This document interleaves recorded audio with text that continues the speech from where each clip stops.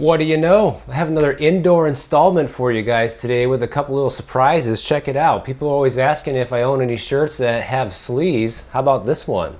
Not a bad shirt with some sleeves, huh? Oh, check this out too. I actually have hair too, guys.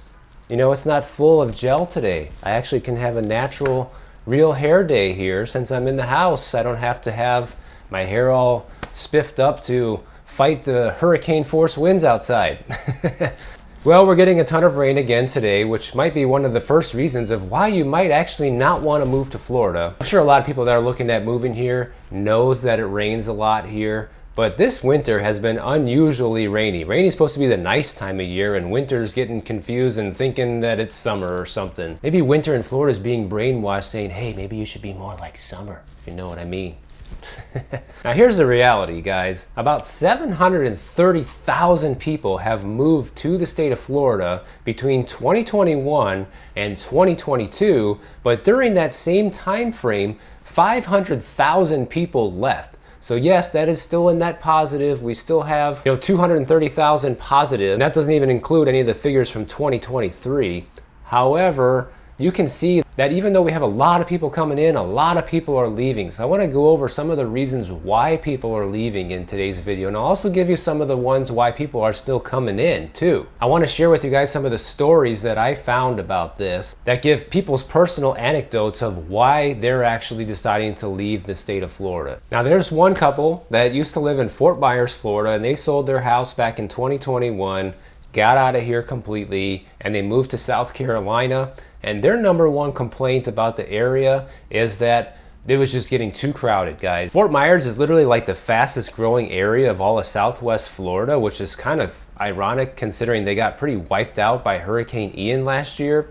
But anyways, that's a pretty good reason to leave. Getting too crowded and kind of like lowering your quality of life and not really having a place to park and, just trying to do things that used to be fun and easy and no longer are. And if you've ever been to Fort Myers before, especially by the beach, it's a very small little town. So if you want to go to the beach or do any of the fun activities over there, it's hard to deal with stuff like that when there's constantly people around and you just want to enjoy the town that you live in, but you can't. So I think that's a pretty legitimate reason to leave, just to move somewhere where it's less crowded. Now, does it justify leaving the entire state of Florida? I don't think so, because there are plenty of places in Florida that are not crowded at all. I can vouch for that. I've been to plenty of them. Now, there's another couple that lived in West Palm Beach, and I'm pretty familiar with that area, and they decided to leave because the area was getting too swanky. They're getting too many new rich residents moving in that feel like they own the place and kind of have that entitled attitude,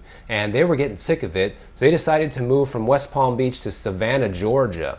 And I don't know anything about Savannah, Georgia, never been there before, but I'd be willing to guess it's probably more laid back, otherwise they wouldn't have moved there. But this is definitely a problem in the areas that are growing the most in Florida, because you get a lot of people that come in here that have a lot of money from outside of the state, and somehow they think that they own this place and they've lived here forever and that they're entitled to everything, and you mean nothing, basically. And that's a really crappy attitude to have in general, and the fact that it's kind of spreading to more areas here really sucks. I mean, that's something we've always seen here in Miami, mainly because of New York.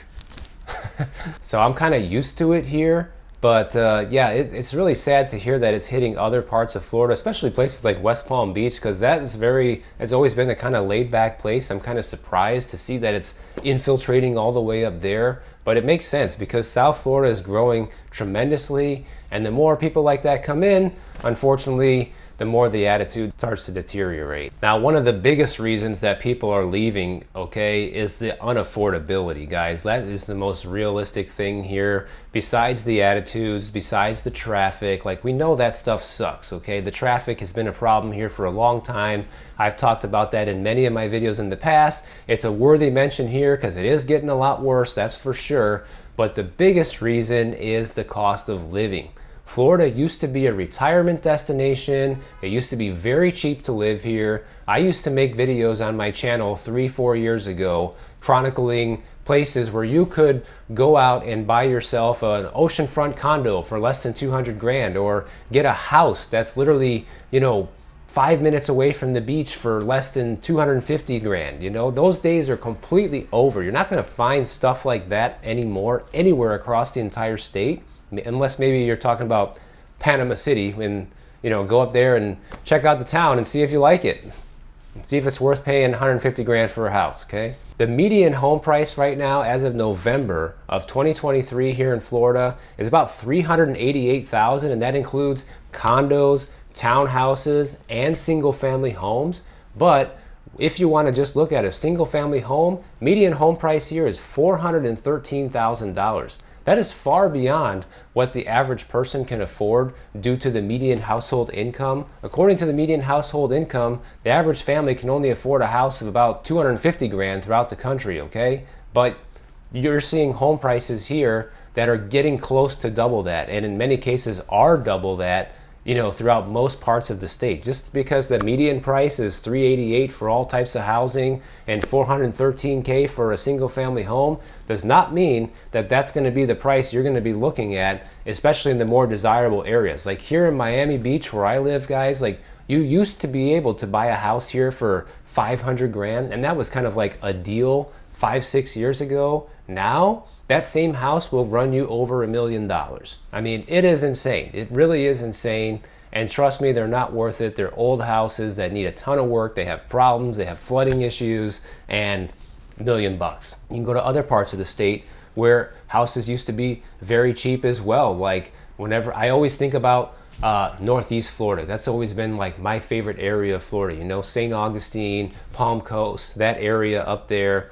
A lot more laid back than Miami. They have their issues as well, but nothing like down here. You used to be able to buy a house there a few years ago for 250 grand, a nice house, nice average neighborhood. Now that same house is over $400,000, right along in line with the median home price here in Florida. It has gotten completely out of control. So I think unaffordability is probably going to be the number one thing that is going to make people leave, because people that have lived here for a long time and say they're not homeowners yet and aspire to be one, that might be out of reach for them for the foreseeable future until Florida's housing bubble completely implodes. So, and if you missed that video, go check it out, guys. I'll put it up on the screen here. I made a video showing areas in Florida where inventory is absolutely exploding right now, and it might mean that if you do still want to move here, that hope isn't lost yet, because these areas that are seeing these massive influxes in inventory are starting to see home prices come down, and I believe that's going to be a trend we're going to see that's going to get drawn out over the next several years. It could be a really good time to buy in Florida, say in like 4 or 5 years from now, really. And of course, it's not just housing that has gotten expensive here. One of the biggest problems we are having throughout the entire state right now is insurance, guys. Insurance for everything is absolutely skyrocketing, particularly homeowners insurance is becoming completely unaffordable for people. You guys have written me your stories. I've seen numerous accounts and people saying, hey, my homeowners insurance used to be $1,800 a year. Now it's $4,000 a year. Or some people, it used to be $4,000 a year. Now it's $8,000 a year. Other people, it used to be $3,000 a year. Now it's $7,000 a year. And more extreme examples of people that used to have a $7,000, $8,000 a year bill that's now 20 grand, so that's happening. That's a real thing. This are not just news headlines that you're hearing. People are really having to pay these bills, and guess what? If you can't get insurance on your house, or you can't afford the insurance, then you will be in default of your mortgage. Your mortgage will put a forced place insurance policy on your house on your behalf, and that's going to be even more unaffordable, and the worst part is you won't be covered. So this is not something that you want to face. If cost is an issue, guys, really, you shouldn't be looking at moving here. Like, I know some people have the idea of moving here on a budget still, and that might be possible if you're looking at getting into a mobile home or a manufactured home somewhere, or maybe something on the low side. I do see new construction houses where you can still get something, close to the $250,000 to $300,000 mark in some cases, in some areas. So if that's within your budget, you might be able to make it happen, but you got to look at, are you going to be able to get insurance on this house? How much is that insurance going to cost you, guys? Because it might be more than you might think. And if the insurance doesn't get you, which I guarantee it will, because nobody's getting a good deal on insurance here anymore, then the property taxes will. Because since we've had this explosion in home values here in Florida, the county tax appraisers across the state are having a field day, and they're reassessing these properties when they are purchased, and people's property tax bills are shooting absolutely through the moon. I've shown people numerous examples in my videos when I'm out walking the neighborhoods here, showing how much the property tax bill used to be when they bought the place versus how much it went up to after the sale. And sometimes the difference is unbelievable. Like the most recent one I can remember, property tax bill used to be $6,000 a year. Now it's $60,000 a year. That's 10 times increase. And a lot of people ask me like, hey, Michael, are people getting anything in return for that? Like, are people getting more services or amenities for that higher property tax bill? No, not at all. In fact, that's one of the worst feelings about paying these extra taxes, if you ask me. Like, at least if the money was justified, right? At least if it was going towards something that would help make the neighborhood nicer. You know, I walk through, you see a bunch of areas where, you know, the grass is all messed up, people are parking on it, the street has flooding because it just rained, or, you know, the sidewalk is flooded, is dirty, like all these different things that could be fixed with property tax dollars, and it's not, you know, so nothing has actually changed from what I can tell except for the bill. And so it makes you wonder, where is all this extra money going to when they're collecting all this extra in property taxes? Because the city was getting by just fine without those higher property tax bills before. So what are they doing with all this extra money? You know, and that's a big concern that I have. And this is something that people are facing statewide. Obviously, I live in Miami. In Miami-Dade County is the highest property tax county throughout the entire state of Florida. But you know, other areas are still getting hit too, guys. You should really pay attention to how much people paid for houses whenever you're looking to buy a house, first of all. But look for recent sales in the neighborhood you're looking at, and look at what their current property tax bill is for 2023 and see what your neighbors are paying. That'll give you a pretty realistic idea of what you're gonna be paying when you buy a house somewhere here in Florida. Now, I'm trying to shy away from some of the more obvious ones, but I know there's gonna be people out there that have never heard about Florida or don't know much about the area, so I will cover this a little bit. I already touched on the traffic earlier. It's pretty bad in most areas, especially developed areas of Florida. You're gonna be hitting traffic, especially during rush hour.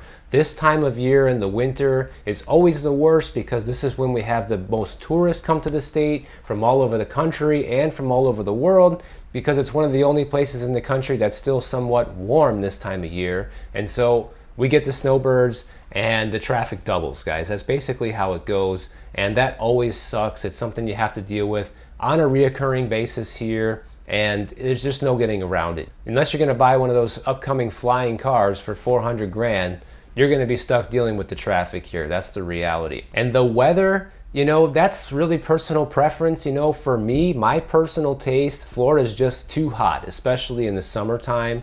The winter I typically like a lot here in Florida because the weather is more mild, but you're gonna see major differences between what the temperatures are here in northern Florida versus South Florida where I'm at. And I'm looking at moving to North Florida just to get those cooler temperatures, guys. I prefer that, and so that would be more my cup of tea. I'm not gonna get into the whole history and the reason why I live here in Miami. It's a long story, not for this video.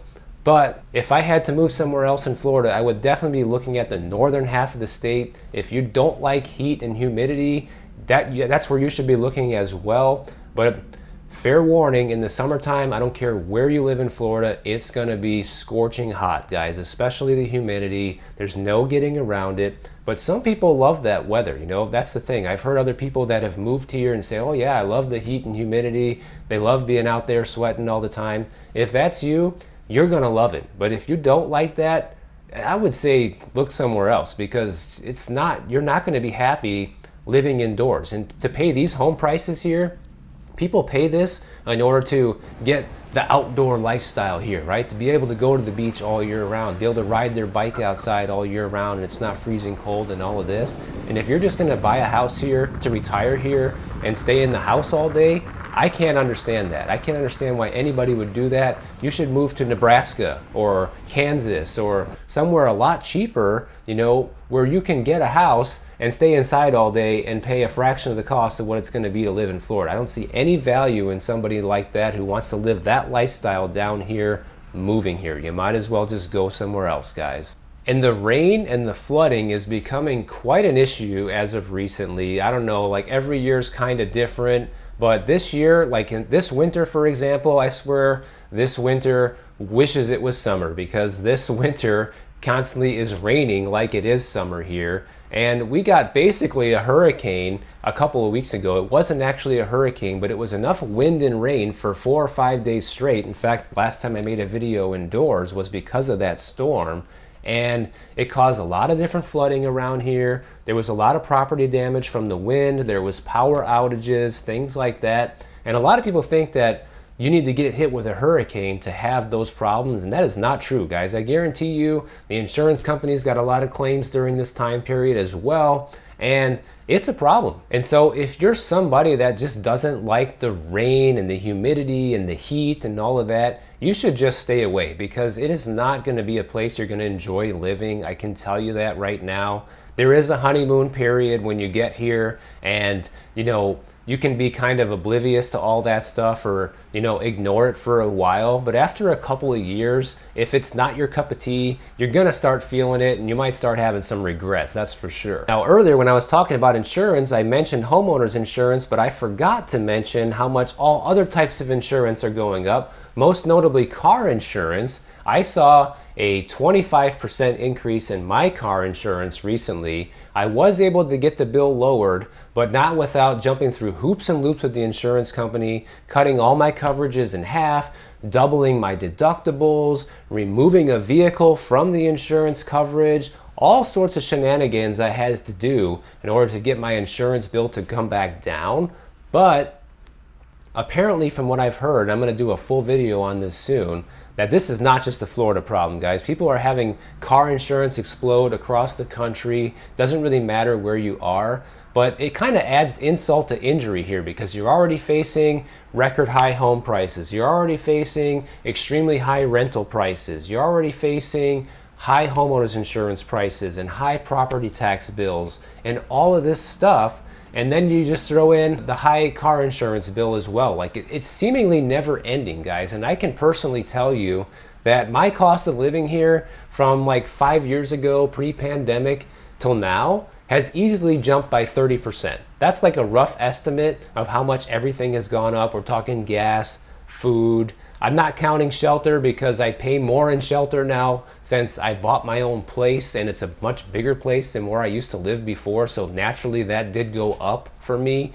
But even if you exclude that, if you take that out of the picture, all the other regular expenses that I have gone up about 30%.